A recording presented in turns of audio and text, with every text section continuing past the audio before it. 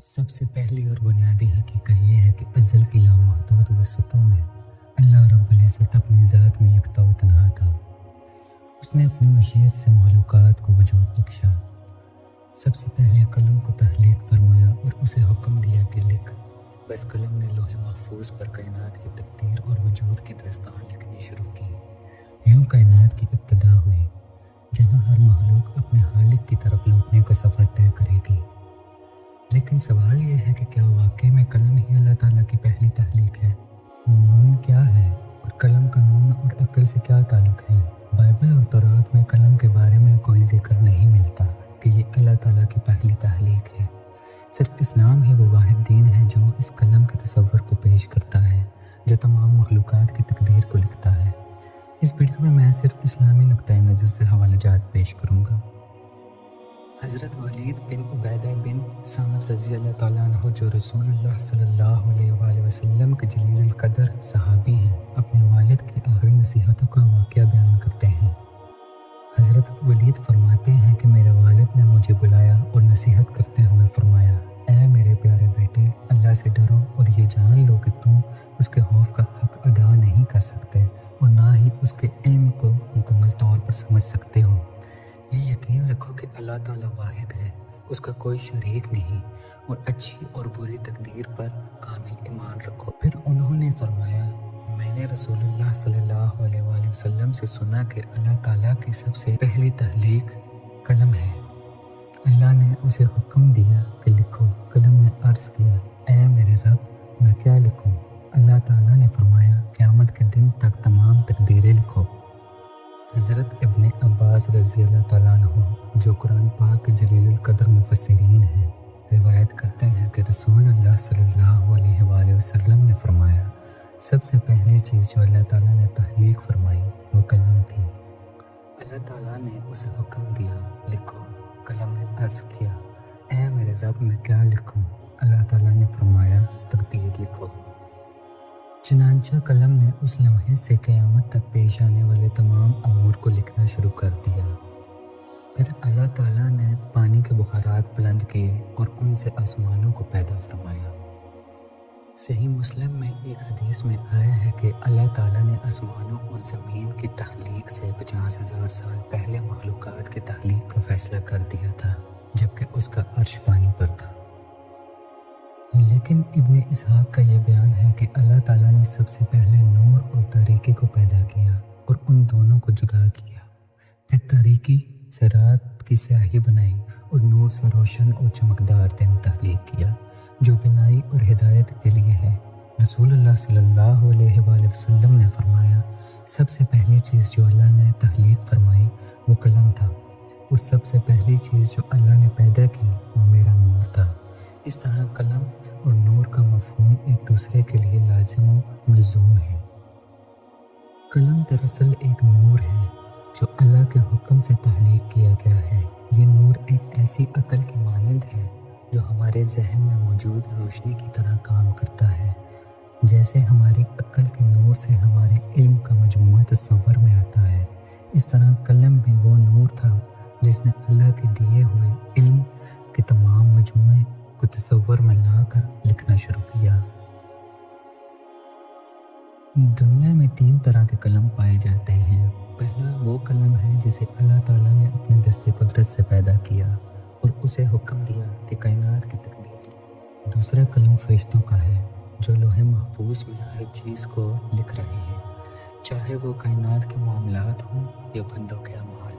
تیسرا قلم وہ ہے کہ جو ہم انسان استعمال کرتے ہیں، جس سے ہم اپنی باتیں اور خیالات لکھ کر محفوظ کرتے ہیں۔ اصل میں لکھائی بھی ایک طرح کی گفتگو ہے، یا یوں کہہ لیں کہ بولنے کا ایک دوسرا طریقہ ہے۔ اللہ نے انسان کو بولنے کی قدرتی صلاحیت دی ہے، اس لیے گفتگو اور لکھائی ہماری فطرت کا حصہ ہے۔ تفسیر کے بڑے عالم حضرت مجاہد رحمہ اللہ فرماتے ہیں کہ اللہ تعالیٰ نے پوری کائنات میں 4 چیزیں اپنے دست قدرت سے خود تخلیق فرمائی اور باقی ساری مخلوق کو اپنے حکم کن یعنی ہو جا سے پیدا کیا اور وہ وجود میں آ گئی۔ اور وہ 4 چیزیں یہ ہیں: قلم، عرش الہی، جنت العدن اور حضرت آدم علیہ السلام جو پہلے انسان اور اللہ کے نبی ہیں۔ कुरान का मुक़त्तात वो हरूफ हैं जिनसे कुछ सूरतें शुरू होती हैं, जैसे अलिफ लाम मीम वगैरह।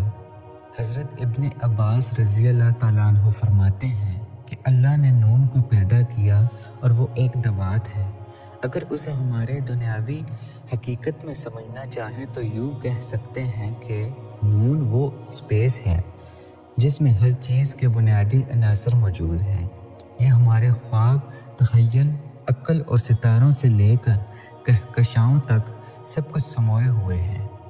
ये ज़र्रात बिल्कुल उस स्याही की तरह हैं जिससे हम ख़यालात, तसव्वुरात और मादी अशिया को तख्लीक करते हैं। इस लिहाज से खला एक दवात है जो कायनात को तश्कील देने वाले बुनियादी ज़रात को थामे हुए है।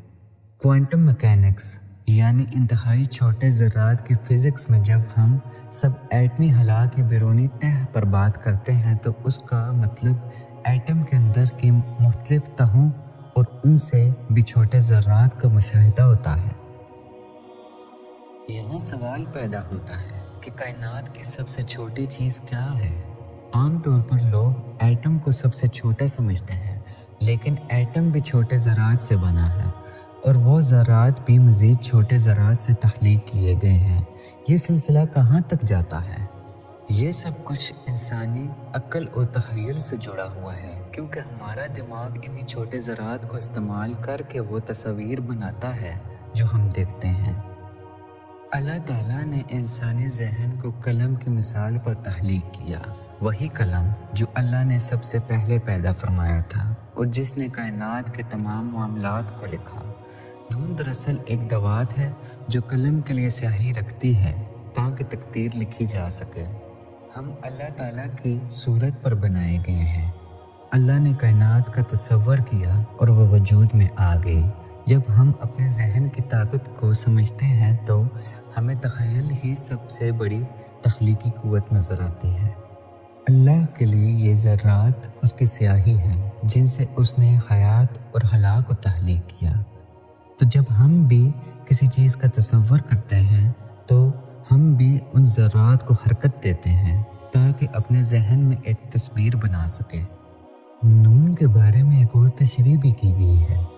नून एक मछली है जो 7 ज़मीनों के नीचे पानी में है। क्योंकि ज़मीन का बोझ बहुत भारी है इसलिए मछली झुक गई और उसकी शक्ल नून के हर्फ जैसी हो गई। उसका सर मशरिक़ की तरफ और दुम मगरब की तरफ है। जब उसने इस भारी बोझ की शिकायत करना चाही तो हज़रत जिब्राईल अलैहिस्सलाम ने उसे सख्त आवाज़ में पुकारा तो वो इतनी खौफज़दा हो गई कि वो अपने बोझ का एहसास ही भूल गई और अब वो क़यामत तक हिलने की जुर्रत भी नहीं करेगी।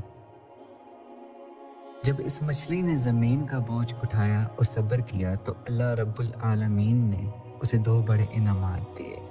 पहला ये कि अल्लाह ने उसकी कसम खाई और यूँ वो रब्बे कायनात की कसम का मुकाम बन गई।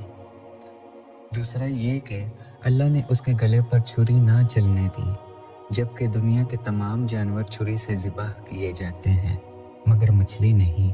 नून का असर राज पोशीदा है, उसकी हकीकत सिर्फ अल्लाह सुब्हाना व तआला ही जानते हैं। वक्त से पहले, अदम से भी पहले, उस लम्हे जब कुछ नहीं था, जब अल्लाह एक बादल में था जिसके नीचे और ऊपर हवा थी, और तब अल्लाह ने कलम को लिखने का हुक्म दिया। कलम ने सवाल किया, ऐ मेरे रब मैं क्या लिखूं? अल्लाह ने फरमाया, तकदीर लिखो।